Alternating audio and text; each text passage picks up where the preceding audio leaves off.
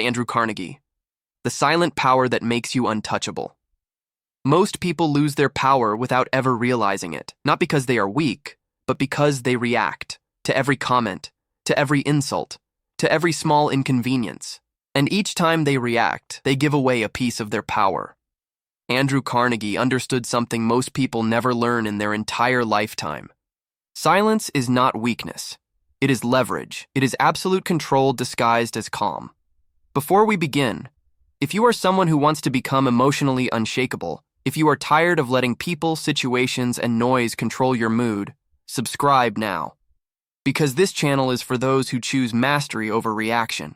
And trust me, by the end of this video, you will understand why the silent ones always win. You will understand why the most powerful men in history were rarely the loudest. And you will discover the secret Carnegie used to rise from absolute poverty to become one of the most dominant figures in the world. We live in a world designed to provoke you. Social media, opinions, criticism, comparisons. Everyone wants your attention, and most people give it away freely. Carnegie observed something early in his life. The more reactive a person is, the easier they are to control. If someone can trigger your anger, that person owns you. If someone can disturb your peace, that person commands you. Power does not belong to the loud. It belongs to the composed, and this is where most people fail. They believe strength means responding, defending, explaining. But the strongest men in history did the opposite. They learned when not to react. Think about this for a moment. How many times have you reacted to something insignificant and later regretted it? How many times have you let someone else's words ruin your entire day? How many times have you over-explained, over-defended, over-justified yourself to people who do not even deserve a response? This is the trap. The trap that keeps you stuck in a cycle of emotional exhaustion. Because every time you react, you are telling the world, you have power over me, you can move me, you can control me. Carnegie saw this happen to wealthy men, to powerful men, to men who had everything but lost it because they could not control their emotions. He saw businesses destroyed by wounded pride. He saw fortunes lost by decisions made in anger. He saw brilliant men become irrelevant because they could not stay quiet when they should have. And he decided he would never be one of them. He made a promise to himself. I will master my reaction before I master anything else, because if I cannot control myself, how can I control my future? Andrew Carnegie was born in Scotland in 1835. His family was poor. Not just poor, but broke. His father was a weaver whose work was destroyed by industrialization. They lost everything. When Carnegie was 12 years old, his family emigrated to the United States in search of survival. He started working in a cotton factory, earning $1.20 per week, 12 years old, working 14 hours a day, in conditions that would break most adult men. But Carnegie did not complain. He did not blame. He did not react with anger to a world that seemed unjust. He observed, he learned, he waited. There was a specific moment in Carnegie's youth that shaped everything. He was working as a telegraph messenger. One day, he witnessed an argument between two businessmen. One of them was shouting, gesticulating, defending his position with emotional passion. The other was sitting in silence, just listening. No expression, no reaction. When the emotional man finally finished, exhausted, the silent man simply said, "Are you done? Then here is what is going to happen." And he dictated the terms, completely. The emotional man, already drained, accepted. Carnegie never forgot that. In that moment, he realized, the man who speaks first loses. The man who reacts first loses. The man who loses his composure loses everything. From that day forward, Carnegie trained himself. Every time he felt anger rising, he paused. Every time someone insulted him, he breathed. Every time he felt the urge to defend himself, he stayed quiet. And something extraordinary began to happen. People started respecting him more, not because he was aggressive, but because he was unshakable. His bosses noticed. His colleagues noticed. He was not like the other young men who exploded in frustration or complained about injustices. He simply worked, observed, and waited for the right moment. At 17, Carnegie got a job as a telegraph operator for the Pennsylvania Railroad. This is where his true training began. He was surrounded by older men, more experienced men, more connected men, men who could have easily dismissed him as insignificant. But Carnegie did something brilliant. He stayed quiet. He listened. He learned how every part of the business worked. While other young men were trying to impress, trying to prove they were smart, Carnegie was absorbing knowledge in silence. And when the time came to act, he was ready because he had seen everything. He had heard everything. While others were talking, he was learning. Here is something most people never realize. Nothing frustrates insecure people more than someone they cannot provoke. When you do not react, they feel ignored. They feel powerless. They feel exposed. That is why calm people are often labeled as cold, arrogant, or detached. But that is projection, because silence removes their control. Carnegie knew this in negotiations, business, and relationships. The one who speaks less forces the other to reveal more. And that imbalance creates leverage. Let me give you a concrete example from Carnegie's life. It was 1889. Carnegie was negotiating the sale of some of his steel operations. The buyer walked in confident, ready to dominate the conversation. He spent 20 minutes explaining why Carnegie's price was too high, 20 minutes of arguments, data, comparisons. Carnegie did not say a word. He just sat there looking out the window, occasionally making notes. The buyer became increasingly uncomfortable. He started filling the silence with more words, more justifications, more concessions. When Carnegie finally spoke, all he said was, "My price has not changed." The buyer, already exhausted from talking to himself, accepted. Carnegie did not need to argue. He did not need to defend himself. He just waited. The silence did the work. If this is already resonating, if you feel this message is finding you at the right time, subscribe. You are not here by accident.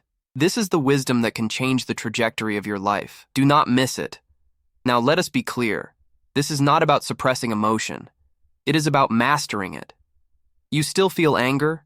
You still feel disappointment. You still feel pain. But you do not let those emotions dictate your behavior. Carnegie trained himself to pause.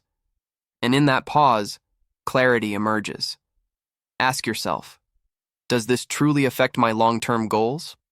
Most of the time, the answer is no. And every time you choose not to react, you reclaim a piece of your power. Every time you choose silence over impulsive response, you are building something no one can take from you, self-command. Think about the last time you reacted emotionally and later regretted it. Maybe you sent an angry message. Maybe you yelled at someone. Maybe you defended your point to exhaustion, only to realize later it was not worth it. Write silence in the comments if you are choosing control over reaction from now on. Let this be your public commitment, because when you declare something publicly, you become accountable for it. And that accountability is what transforms intention into action. Carnegie also understood this. Announcing your plans invites resistance. Over-explaining invites judgment. Power moves quietly. The strongest individuals do not over-explain. They do not seek validation. They do not announce their next move. They build in silence. They improve in silence. They rise in silence. And when the results appear, no explanation is needed. People will notice. People will ask. But by then, you are already so far ahead that your words do not matter. Your results speak. There was another man in Carnegie's time. A rival. Let us call him Thomas. Thomas was brilliant, maybe even more talented than Carnegie in certain aspects. But Thomas had a problem. He could not stay quiet. Every time someone challenged him, he reacted. Every time someone questioned his decisions, he exploded. Every time he felt disrespected, he made sure everyone knew it. And for a while, it worked. People feared his intensity, but over time, they started avoiding him. Business partners stopped working with him. Investors lost confidence. Because no one wants to build something with someone who is emotionally volatile. No one trusts someone who cannot control themselves. Thomas died poor, alone, bitter. He blamed the world. He blamed luck. He blamed everyone except himself. Meanwhile, Carnegie, who started in the same place, became one of the wealthiest men in history. Not because he was smarter, but because he was more controlled. He understood that reputation is everything. And reputation is not built by what you say. It is built by what you do not say. It is built by your ability to remain calm when everyone around you is losing their minds. Criticism is inevitable. But here is the rule Carnegie lived by. If the critic has not walked your path, their opinion carries no weight. Strong minds do not absorb criticism emotionally. They filter it logically. What is useful? Keep it. What is noise? Discard it. The moment criticism no longer shakes you, you become dangerous in the best way. You become someone who cannot be manipulated, someone who cannot be controlled, someone who cannot be broken by words. Here is a practical exercise. For the next 7 days, try this. Every time you feel the urge to react, do not do it immediately. Wait 5 minutes. Just 5. Breathe. Ask yourself, will this reaction move me closer to my goals or further away? Most of the time, you will find the reaction is not worth it. And in those 5 minutes, something changes. The emotion loses intensity, clarity returns, and you act from a place of power, not weakness. Try this for 7 days and see what happens. Then come back here and share your experience in the comments. I want to hear how it changed your interactions, your relationships, your inner peace. Carnegie had a principle he followed religiously. Never make important decisions in extreme emotional states. Not in euphoria, not in anger, not in despair. He waited. He let the emotional storm pass. And then, when his mind was clear, he decided. This saved him from countless mistakes. It saved him from bad partnerships, bad investments, unnecessary fights, because decisions made in emotion are almost always bad decisions. They are reactive, not strategic. They are based on how you feel in that moment, not on where you want to be in the future. Think about how many people you know who destroyed relationships because they said something in anger they could not take back. How many people lost jobs because they could not control their tongue? How many people sabotaged their own lives because they confused emotional reaction with honesty? There is a difference between being authentic and being impulsive. Authenticity comes from a place of clarity. Impulsivity comes from a place of chaos, and Carnegie always chose clarity. If you are still here, you are someone who values mastery. Subscribe now and share this video with someone who needs to hear this. Sometimes, silence is the lesson people did not know they were searching for. Sometimes, the most powerful message you can deliver to someone is, you do not need to react to everything. You do not need to defend yourself. You do not need to prove anything. Just exist in your power and let the results speak. Here is another truth Carnegie lived. People test you, not because they hate you, but because they want to see what you are made of. They want to see if you are genuinely strong or just pretending. And the way you respond to these tests determines how they treat you from then on. If you react emotionally, they learn they can manipulate you. If you remain calm, they learn you are solid. And once people realize you are solid, they stop testing. They start respecting. Carnegie faced countless tests. Competitors tried to sabotage him. The media tried to defame him. Workers tried to intimidate him during strikes. And in every situation, he had a choice. React with anger or respond with strategy. He always chose strategy. Always. And this does not mean he was passive. It means he chose his battles. He did not waste energy on people or situations that did not matter. He focused his energy where it would create the greatest impact. And that is the difference between success and mediocrity. Mediocre people react to everything. Successful people respond only to what matters. There is a famous story about Carnegie during a violent strike at one of his steel mills. The workers were furious. The press was calling for his head. Politicians were demanding he act. And Carnegie, he stayed silent. For days. He made no public statements. He did not defend himself. He just observed, waited. And when he finally acted, it was with surgical precision. He resolved the situation in a way no one expected. He did not fight the workers. He did not fight the media. He simply changed the conditions, and the strike ended. Not because he shouted louder, but because he thought more clearly. Now, here is something that will change your perspective forever. Most people think power is about dominating others. But Carnegie understood that true power is about dominating yourself. Because if you can control your emotions, you can control your actions. And if you can control your actions, you can control your results. And if you can control your results, you can control your life. But it all starts with that first step, controlling your emotions. Here's a simple test to know if you have self-command. When someone insults you, what is your first reaction? If it is to defend, explain, counterattack, you do not have full control yet. But if it is to breathe, smile internally, and move on, you are getting there.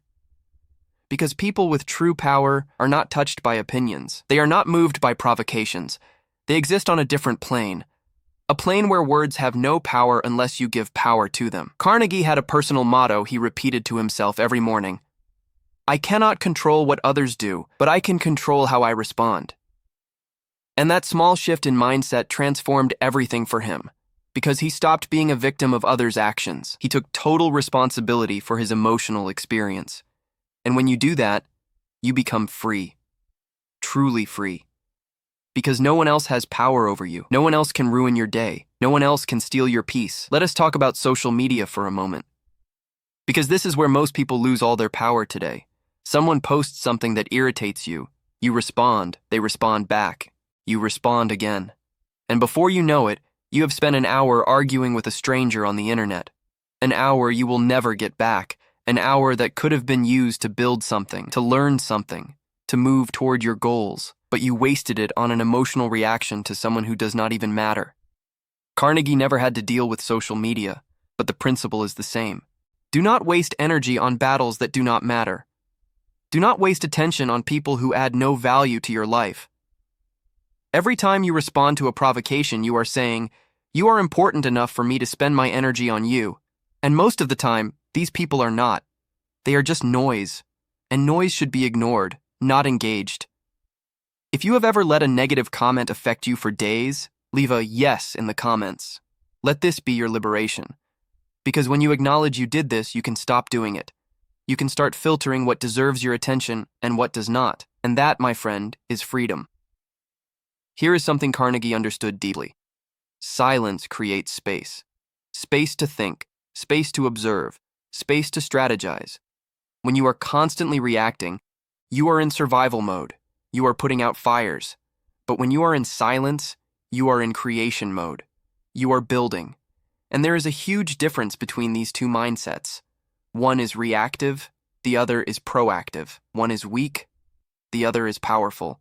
Carnegie spent hours in silence every day, not formal meditation, just quietness. He would walk, he would think, he would plan. And in that silence, some of his greatest ideas were born. Because when you stop filling your mind with noise, something deeper emerges. Intuition, clarity, vision. But you can only access that when you stop reacting to the external world and start listening to the internal one. Here is a challenge for you. For one full day, do not complain about anything. Do not complain about traffic. Do not complain about the weather. Do not complain about your boss, your spouse, your situation. Just observe. Just accept. And see how you feel at the end of the day. You will probably feel lighter, more powerful, because complaining is a form of reaction, and reaction drains energy. Silence preserves energy, and energy is what you need to build the life you want. Carnegie built an empire, but he did not do it by shouting. He did it in silence. He negotiated in silence. He planned in silence. He executed in silence. And when people finally realized what he had built, it was too late to compete, because he was already too far ahead. And this is what happens when you stop announcing your plans and start executing them. People cannot sabotage what they do not know is coming. Turn on notifications now if you want to receive alerts every time we release content like this. Because these are not just words. These are life strategies that can transform how you operate in the world. And if you are committed to mastery, you cannot miss a single lesson. Now, let us talk about something most people are afraid to admit. Sometimes you are wrong, and when you are wrong, the worst thing you can do is react defensively. Carnegie made mistakes, many, but he never wasted energy defending those mistakes. When he realized he was wrong, he corrected it, silently, without drama, without long explanations. He just changed direction. And that humility, combined with self-control, is what separated him from everyone else. Most people would rather be right than be successful. They will defend a wrong position to the death just to avoid admitting they were wrong. But Carnegie understood, success is not about always being right. It is about learning fast and adapting quickly. And you cannot do that if you are constantly reacting defensively. You need to be able to hear criticism, evaluate if it is valid, and adjust. Without ego, without drama. Just adjust. Here is another brutal truth. Most people are not ready for the level of self-control Carnegie had. Because self-control is uncomfortable. It is easier to explode. It is easier to vent. It is easier to blame. But easy does not build empires. Easy does not create legacies. Easy does not transform a poor 12-year-old boy into one of the most powerful men in history. Discipline does, self-command does, and strategic silence does. So, what will you choose? Will you continue reacting to everything that bothers you, or will you start filtering? Will you continue defending, explaining, justifying, or will you start building in silence? Will you continue giving your power to people who do not even deserve your attention, or will you reclaim that power and use it to create the life you want? Carnegie made his choice at 12 years old, in a cotton factory, working 14 hours a day. He decided that no matter how unjust the world was, he would not react with anger. He would respond with strategy. And that decision changed everything. Because from that moment on, he stopped being a victim of circumstances and started being the architect of his destiny. You do not need to be perfect. You do not need to never feel emotion. You do not need to be cold. You just need to pause. Just pause before reacting. And in that pause, ask, does this serve me? Does this move me closer to where I want to be? And if the answer is no, let it go. Release it. It is not worth your energy. Here is the last thing I want you to understand. Carnegie's silence was not empty. It was full of observation, full of strategy, full of power. His silence said, I do not need to prove anything to you. I do not need your approval. I do not need your validation. I know who I am. I know where I am going, and you cannot derail me. That kind of silence is not passivity. It is presence. It is absolute confidence. It is you telling the world, I am so secure in who I am that your words do not move me. Your opinions do not change me. Your provocations do not affect me. I exist on a different plane, and you cannot reach me there. If you learned something today, like this video, because it helps the algorithm reach more people who need this message. And if you want to keep growing, keep evolving, keep becoming a stronger version of yourself, subscribe. Because this is just the beginning. This is just the surface of what is possible when you master yourself. You do not need to prove yourself. You do not need to react to everything. You do not need approval to be powerful. Andrew Carnegie's greatest lesson was not about money. It was about self-command. And once you master that, no insult can shake you. No chaos can control you. No noise can distract you. Silence is not emptiness. It is strength. It is strategy. It is absolute power disguised as calm. And when you understand this, when you truly embody this, you become untouchable. Not because no one can reach you, but because you chose not to be moved. And that choice, that single choice, changes everything.